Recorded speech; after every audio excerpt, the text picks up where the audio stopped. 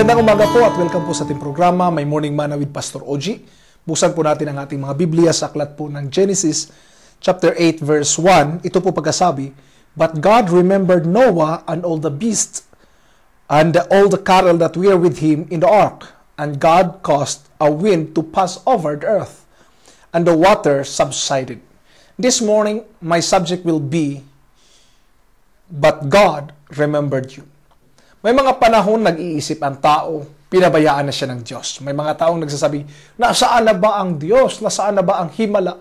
But actually, God never forsaken us. He never leaves us nor forsake us.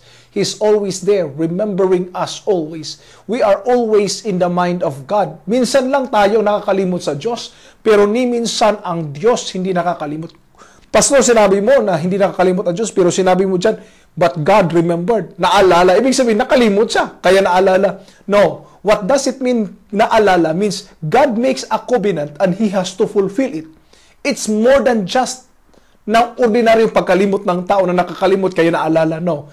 It's beyond that, mga kapatid. Anong ibig kong iparating? Simple lang, ganito. Na ang Diyos may pangako, at dahil pangako niya ito, kanya itong tutuparin sa buhay natin.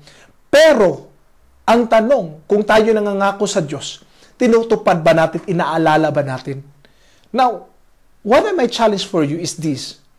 Every time na may mga panahon na nag-iisip ka na para bang napapabayaan ka na ng Diyos, parang ang mga pangako ng Diyos ay hindi na nangyayari sa buhay mo, remember this, hindi ka pinabayaan ng Diyos. Kailanman hindi ka makakalimutan ng Diyos. Maging si Noah man, naalala ng Diyos ang buhay ni Noah at sinabi ng Biblia, but God remembered Noah.